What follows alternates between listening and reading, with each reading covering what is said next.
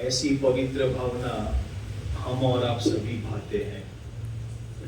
यदि हम पवित्र भावना नहीं भाएंगे तो 10 लक्षण पवित्र रहेंगे कि नहीं रहेंगे? तो हमारे बोलने से पर्व पवित्र होते हैं, यह बात सही है या गलत है? तो बोलना क्यों जरूरी है? कि हमारे मन की विशुद्धि के लिए बोलना जरूरी है। यदि मन की विशुद्धि नहीं होगी तो हमारे वचन और तन की विशुद्धि होने का कोई प्रश्न नहीं होता है। इसीलिए हम ऐसी भावना भाते हैं कि सभी ऐसे, सब लोग ऐसी भावना बोलते हैं। जैसे हम भगवान का जयकारा बोलते हैं, तो भगवान का जयकारा क्यों बोलते हैं? कि भाई भगवान अपनी जय करने से जय होने वाले ऐसा नहीं है, पर हमारे भीतर उस जयकारे के कारण हमारे भीतर मन में विशुद्धता होती है। 10 लक्षण पर्वाधिराज महापर्व का आज दूसरा दिन उत्तम मार्दव धर्म। सवेरे जो आपने पंडित राजमल जी पोबैया जी का जो विधान है उसमें क्षमा धर्म और मार्दव धर्म की पूजन की, दूसरे धर्म की, उसमें कुछ मुख्य बातें आई है, वो पहले लेता हूँ। उसके बाद आज का जो धर्म है उसकी चर्चा करेंगे, फिर मोक्ष मार्ग प्रकाशक पे अपन थोड़ा सा खुलासा करेंगे। उसमें मान कसाय के अभाव रूप नास्ति और अस्ति से सहज भाव से मार्दव धर्म की पूजन में वर्णन आया है। मानी मान कसाय का नास्ति रूप से कथन है और अस्ति से जो अपना सहज स्वभाव है उसका वर्णन आया है। आपने पूजन की हो तो वो ध्यान में रहा होगा। मानी थोड़ा सा मैं इसलिए हिंट देना चाहता हूँ कि हम करते हैं तो उसके पीछे हमारे ध्यान में होना चाहिए कि क्या हम कर का मान करते हैं, उसका भी एक संकेत किया है। ज्ञान, पूजा, बल, रिद्धि इत्यादि जो 8 मद है उसका एक वहां पे संकेत किया है कि यह जीव मिथ्या दृष्टि है और 8 प्रकार से मान कसाई को करता है। मान को हे है या उपादेय है, ये पहले समझना, वो संकेत किया है। और यदि मान को उपादेय मानेंगे तो वो योग्य नहीं है, वो हे है, ऐसा संकेत किया। मान हमने क्या मान रखा है? चारों कसाय हे की उपादेय है, छोड़ने लायक है। अब चारों कसाय को हमने क्या मान लिया है? उपादेय मान लिया है। तो इसके कारण हमें आत्मा की तरफ हमारा लक्ष्य नहीं जाता है। मैंने थोड़ा गुजराती में लिखा है इसलिए मुझे थोड़ा कन्वर्जन करने में थोड़ा दिक्कत आ रही। स्वाभिमान को भी मान कहा है, उस रूप से भी पूजन में संकेत आया। स्वाभिमान को भी मान कहा है। हम स्वाभिमान को मान नहीं मानते हैं, वो भी हम 10 दिन की चर्चा में जब आएगा तब करेंगे। और 5 समवाय का एक संकेत करके उन्होंने भेद विज्ञान पे जोर डाला है। देखो चारों अनुयोग में चाहे पूजन करो, पाठ करो, विधान करो, स्तुति करो, भक्ति करो, आरती करो, माला फेरो, सब में एक ही एंगल आता है, भेद विज्ञान का एंगल आता है। यहाँ कहीं लिखा भी है भेद विज्ञान, हाँ बराबर लिखा है। तो भेद विज्ञान का अर्थ क्या है? भेद विज्ञान किससे करना है? आज दूसरा दिन है, भेद और विज्ञान ऐसे भी समझेंगे तो भी पता चलेगा। सम्यक चारित्र की भी चर्चा की है, जयमाला में सम्यक चारित्र का भी थोड़ा सा खुलासा किया है। और देव शास्त्र गुरु के सामने मैं प्रतिज्ञा करता हूं कि मैं जिन मार्ग में गमन करूंगा। फिर से मानी देव शास्त्र गुरु के सामने हम प्रतिज्ञा करते हैं विधान में कि मैं जिन मार्ग में मेरा गमन, मानी जिन मार्ग में ही मेरा शरण है, जिन मार्ग ही मेरा सहारा है, जिन मार्ग से मेरा कल्याण होने वाला है। और पंच परमेष्टि ने भी इस मार्ग में गमन करते हुए अपना आत्मा का अनुभव किया है। जो आज आपने सवेरे जो पूजन की उसमें ये बातें आई हुई है। मानी 5 परमेष्टि भी जो गमन करते हैं वो इसी मार्ग से करते हैं। दूसरा दिन है, दूसरे दिन में बहुत सारे जैन धर्म के सिद्धांत है, निश्चय व्यवहार है, प्रमाण नय है। फिर दूसरे कौन से सिद्धांत है बताओ आप? जीव के 2 प्रकार के भेद है, संसारी है, मुक्त है। फिर त्रस में गिनो तो स्थावर और त्रस ऐसे अलग है, निमित्त उपादान है। ऐसे बहुत सारे जैन धर्म के 2 के सिद्धांत है।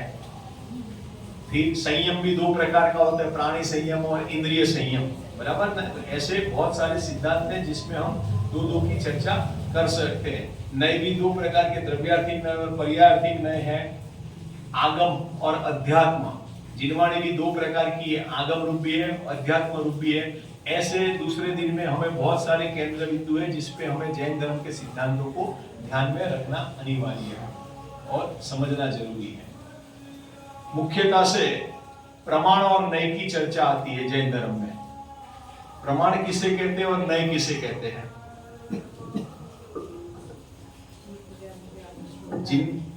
जिनको शास्त्र का अभ्यास है उनको तो भाव भाषण है कि भी प्रमाण किसको कहते हैं और नय किसको कहते हैं।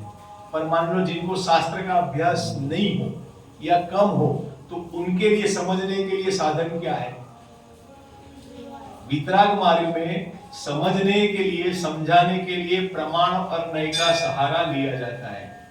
गुरुदेव की सभा में नवरत्न में एक लालचंद भाई मोदी करके भी एक रत्न थे, वो एक वाक्य अधिकांश में बोला करते थे, प्रवीण भाई आपको याद हो तो, प्रमाणनी बार जવું नहीं અને પ્રમાણમાં અટકવું नहीं।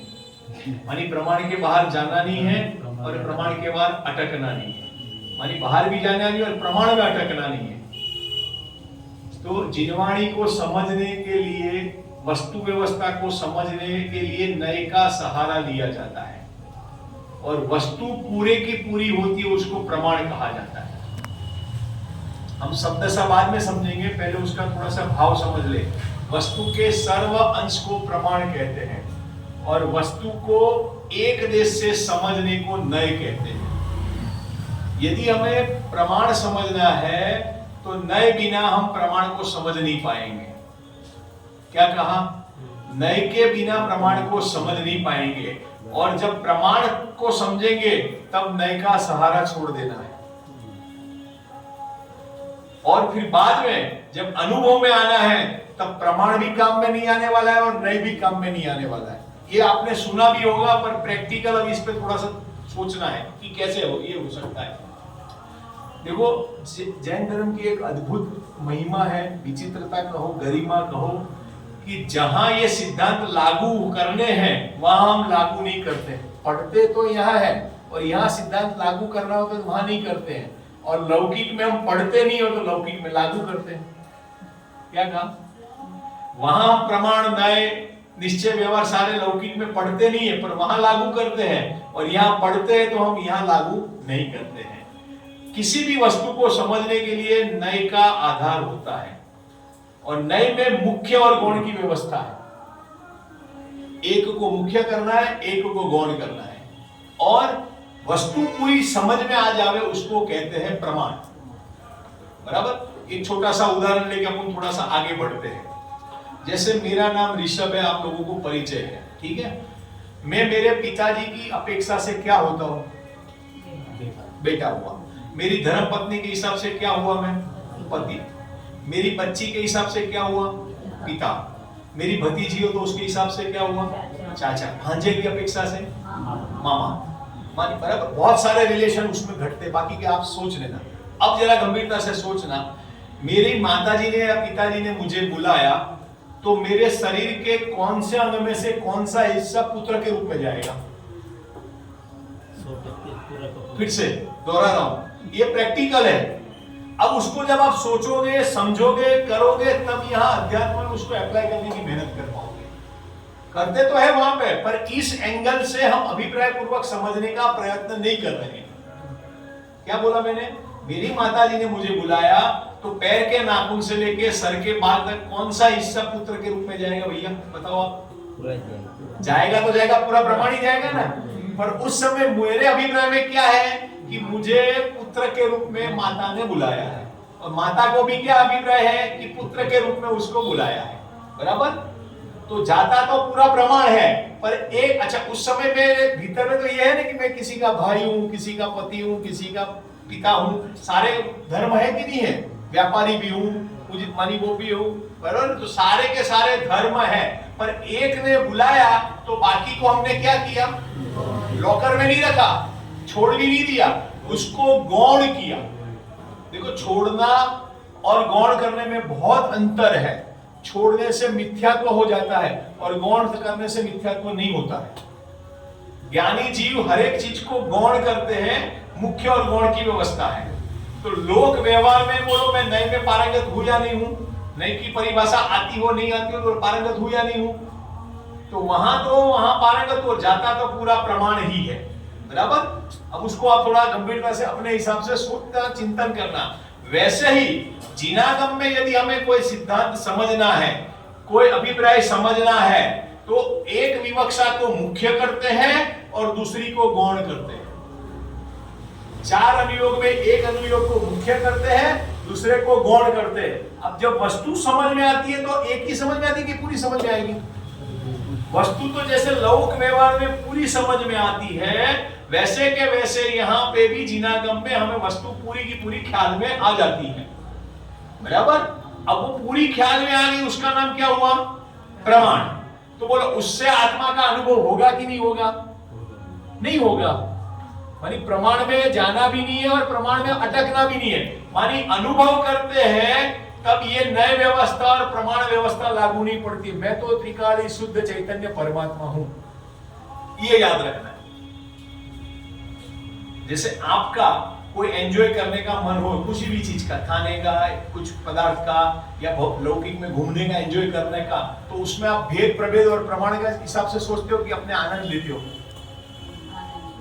जाने से पहले सारे विकल्प करते हो, पर जब वहां पहुंच जाते हो तो उस चीज का आनंद लेते हो कि विकल्पों में उलझे रहते हो।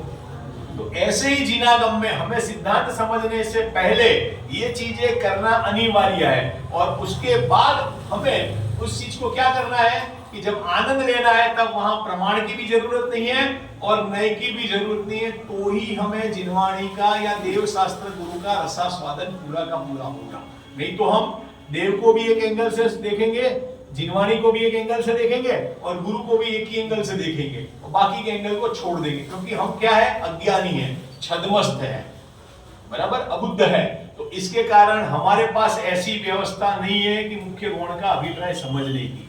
जिनवाणी के माध्यम से हम समझ जाते हैं। तो ये प्रमाण और नए के आधार से हमें थोड़ा सा सामान्य ज्ञान ये हुआ। अब जैसे जैसे आप अभ्यास करोगे या शास्त्र स्वाध्याय करते हो तो उसमें कहाँ क्या विवक्षा है, क्या नहीं है, वो उसको आप शास्त्र के अनुसार गठित करते हुए समझते जाना। एक आता है अध्यात्म और आगम। ये भी शब्द हमने सुने हुए हैं। आगम है वो अध्यात्म है या नहीं है, और अध्यात्म है वो आगम है या नहीं है। तो फिर दो भेद क्यों बताए गए? अध्यात्म अलग और आगम अलग, ऐसा क्यों कहा? पंच परमागम को आगम कहा है और पंच परमागम को अध्यात्म भी कहा है। समय सार, प्रवचन सार, नियम सार, पंचास्ति का स्फोट इत्यादि को। तो आगम के अंदर अध्यात्म है, और अध्यात्म को अलग से समझना हो तो वो जो आगम के ग्रंथ है उसमें 6 द्रव्य, और 6 द्रव्य में जो मैं पृथक त्रिकाली ध्रुव चैतन्य परमात्मा की जहां बात होती है, उस बात का जहां दृष्टिकोण होता है उसको कहते हैं अध्यात्म। सब आगम है, घूमटसार आगम है, पद्म पुराण आगम है, रत्नगण सावगाचार आगम है, और सारे के सारे ग्रंथ आगम है। पर अध्यात्म किसमें है? तो क्या समयसार ग्रंथ में से जो हमने द्रव्य की बात कही वो आगम, वो अध्यात्म नहीं है, पर वो द्रव्य में से हमने अध्यात्म अपने लिए विचार किया, अपने लिए उसका चिंतन किया और अपने को गहराई से उसमें उतारने का प्रयत्न किया, तो वो हमारे लिए वो अध्यात्म हुआ। नहीं तो सबका सब अध्यात्म है, पर कहां है? जिनवाणी में है। पर जिनवाणी का अध्यात्म हमारे लिए कार्यकारी है कि नहीं है, कि हमने उस संबंध में सोचा ही नहीं, तो वो हमारे लिए कोई उपयोगी नहीं है। ऐसे आगम और अध्यात्म को भी हमें समझना चाहिए। मानी 10 दिन में ऐसे बहुत सारे सिद्धांत हैं, 2 दिन के 3, मानी ऐसे गिनते जाओ। आप होमवर्क भी कर सकते हो घर पे, क्या दूसरा दिन है तो कौन कौन से सिद्धांत आते हैं, बहुत सारे हैं इसमें भी। कल तीसरा दिन है तो 3 रत्न होते हैं, फिर मिथ्या दर्शन, मिथ्या ज्ञान, मिथ्या चारित्र, सम्यक दर्शन, सम्यक ज्ञान, चारित्र है, 3 मुक्ति होती है, और भी बहुत सारी चीजें होती है। तो आप ऐसे और फिर सिद्धांत से उसमें जुड़ा करो तो आपको उस समझ में आने वाली बात आ सकती है। आज उत्तम मार्दव धर्म है। मार्दव धर्म मानी माया कसाय का अभाव। अरे क्रोध मान कसाय का अभाव, उसको मार्दव धर्म कहते हैं। सवेरे भी भाई साहब ने अच्छा बोला था कि भाई क्षमा है इसलिए क्रोध का अभाव ऐसा मानना, या मार्दव है तो मान का अभाव ऐसा मानना, 10 धर्म 10 दिन के लिए है। पर वस्तु व्यवस्था में समझने और समझाने के लिए हमारे पास एक साथ सारी चीजें समझाना सुविधाजनक नहीं है। तो एक साथ समझाने के लिए अलग अलग दिन, ये 10 दिन है तो अलग अलग के हिसाब से ये समझाया जाता है। तो पर्वाधिराज पर्व में आज ये दूसरा दिन है मान कसाई के अभाव में। ज्ञानी जीवों की मुख्यता से बात शास्त्रों में तो है, पर यहाँ जो चर्चा चलती है अज्ञानी जीवों की बात के हिसाब से थोड़ा हमें समझना है कि मान का अभाव किसको कहते हैं। नास्ति से मान का अभाव और अस्ति से अपने आत्मा में जो भान करना या अपने आत्मा का चिंतन करना, उसको क्या कहते हैं? उत्तम मार्दव धर्म कहते हैं। आपके गांव में वो पत्थर की चक्की होती है, आप लोगों को तो विशेष रूप से मालूम होगा। हमसे हत्था होता है, फिर घुमाते हैं तो वो वापस घूम करके कहाँ आता है? वहीं आता है। फिर से क्या बोला? चक्की का यहाँ होगा तो भी हमारी रोज की प्रैक्टिस है तो हम यहाँ ही ले आएंगे घुमाते हुए। हाँ, अब तो किसी को चक्की का है वो प्रैक्टिकल किया नहीं, पर ये आप वो तो करके देख लेना, यूं घुमा करके यूं ही ले आते। ऐसे ही 10 धर्मों में चर्चा कसाई की होगी, पाप की होगी, नास्ति से होगी और भी कई विवेक्षा से होगी, पर सारी बातें घुमा करके क्या ले आएंगे?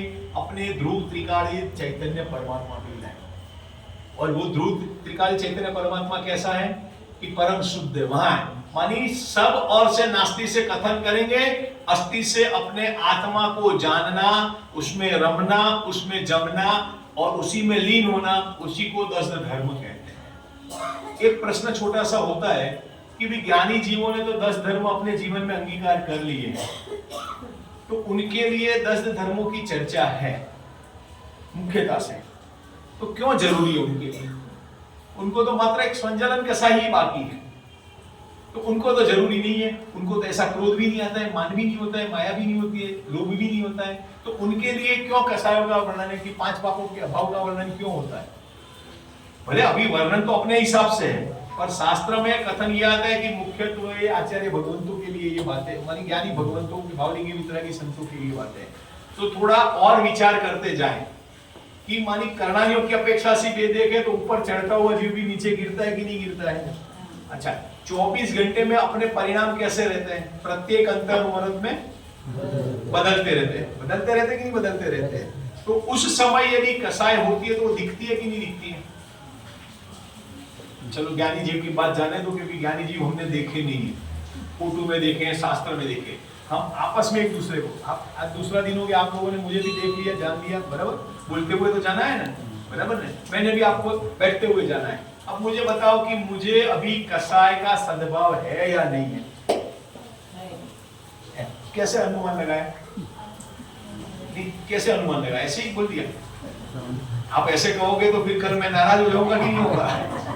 या मैं आपको बोलूंगा तो आप नाराज हो जाओगे? बात तो समझो। मानिए हम लोग क्या करते हैं, बाहरी मूल्यांकन से कसाय का मूल्यांकन करते हैं, ये आदमी सही है, ये आदमी नहीं है, ये ऐसा है, वैसा है, ऐसा करके हम बाहरी मूल्यांकन से काम करते हैं। तो कसाय का नाम बाहरी मूल्यांकन से होता है या नहीं होता है? कसाय का नाम कभी भी बाहरी मूल्यांकन से नहीं होगा। और आत्मा की साधना की है, उसका भी मूल्यांकन बाहरी उससे नहीं होगा। भरत चक्रवर्ती को घर में वैरागी कहा प्रथम युग में, क्यों कहा?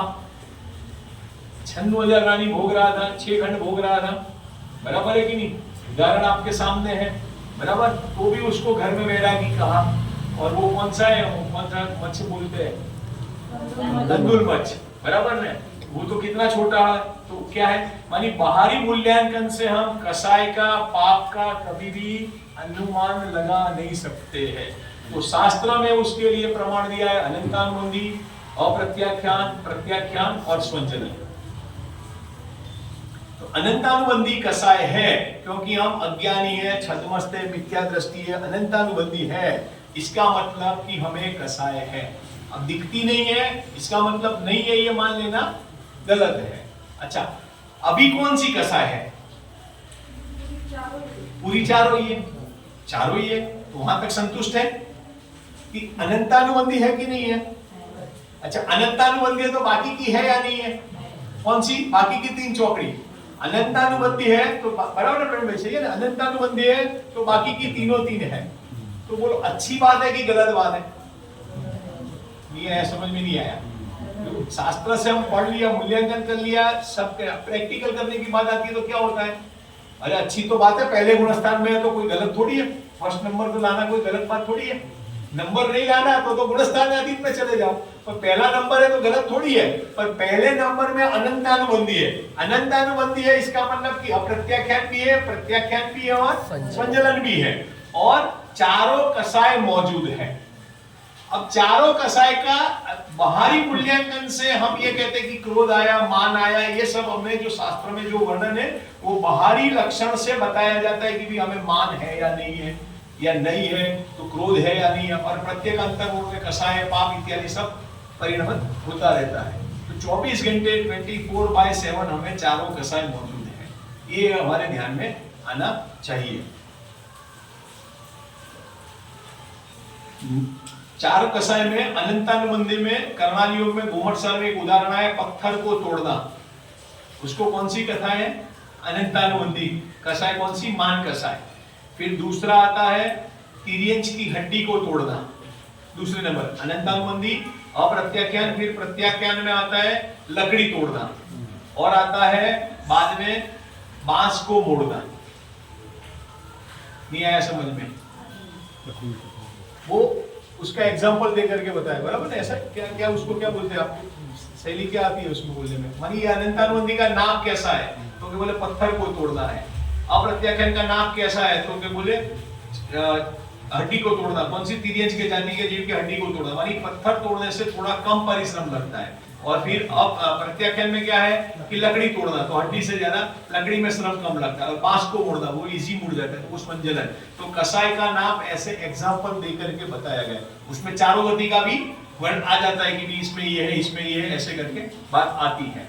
तो ये उदाहरण बताने के पीछे सिद्धांत क्या बताना चाहते हैं कि हमारे भीतर यदि ऐसी तीव्र कसाय है और तीव्र कसाय के उदय में हम उस रूप कार्य करते हैं तो हमें ऐसे तीव्र बंध पड़ते हैं। हमारे अभी तीव्र कसाय है और तीव्र कसाय के उदय में हमने अभी कार्य किया।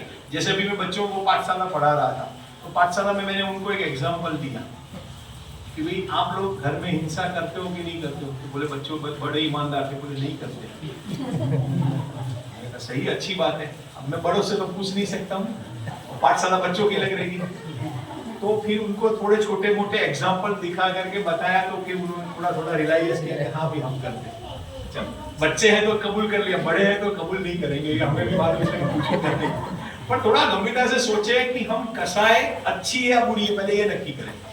विकारी भाव है, द्रव्यान योग में विकारी भाव को पुद्गल कहा है, बराबर? पुद्गल है तो इसका मतलब कि वो पुद्गल के डिवीजन में चला गया। द्रव्यान योग में शैली में विकारी भाव को पुद्गल कहा है, पाप को और पुण्य को कहा है, या कसाय को भी पुद्गल कहा है। तो मेरा प्रश्न ये है कि विकारी भाव पुद्गल में होता है कि जीव में होता है? अच्छा, जीव में होता है। होने के लिए होता है कि नहीं होने के लिए होता है? अज्ञानी की बात कर रहा हूं मैं। हमें अभी गुस्सा आया तो होने के लिए आ रहा है कि नहीं होने के लिए आ रहा है? होने के लिए आया, फिर बाद में 2 मिनट बाद देखो आप प्रैक्टिकल देख रहा। मुझे यदि किसी पे गुस्सा आता है तो उस समय थोड़े समय तक तो बहुत तीव्रता रहती है, फिर घंटे 2 घंटे बाद अपने आप ढीले पड़ जाते हैं, फिर 2 महीने बाद अपने आप ढीले पड़ जाते हैं। इसका मतलब क्या हुआ?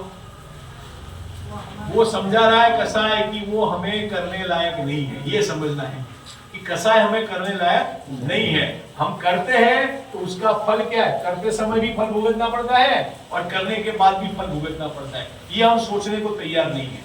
और कसाय करने के बाद हमारे अनुकूल सारे कार्य होवे, ऐसा हमारा अभिप्राय होता है। फिर से क्या कहा? कसाय होने के बाद हमारे अनुकूल सारे कार्य होवे, उस रूप हमारा अभिप्राय रहता है। तो बोलो वो पॉसिबल है या नहीं है? अच्छा, जैनों के लिए पॉसिबल नहीं है कि अजैनों के लिए भी? अरे वस्तु व्यवस्था में ही पॉसिबल नहीं है, फिर भी हम उस कसाय की पूर्ति के लिए या वो सारे कार्य करने के लिए तत्पर रहते हैं। 24 घंटे में कितने घंटे तत्पर रहते हैं? हम तो 24 घंटे रहते हैं, अहमदाबाद जैसे सिटी में रहते हैं, आप कितने रहते हैं हमें नहीं मालूम है। मानी सबके लिए हर जगह व्यवस्था तो वैसी है, क्योंकि अनंतान बुद्धि हमारे साथ लगा हुआ है। तो ऐसे हमें कसायों को, देखो कसाय दिखेगी नहीं, पर हमारे अभिप्राय में जो पड़ा है मोह राग द्वेष इत्यादि पर पदार्थ को यदि हम अपना मानते हैं, तो मोह राग द्वेष इत्यादि पड़ा है, तो उसके कारण हमें कसाय तो होना सुनिश्चित ही है। पर यदि हम उसमें जुड़ते हैं तो हमें बल भी उस हिसाब से पड़ता है।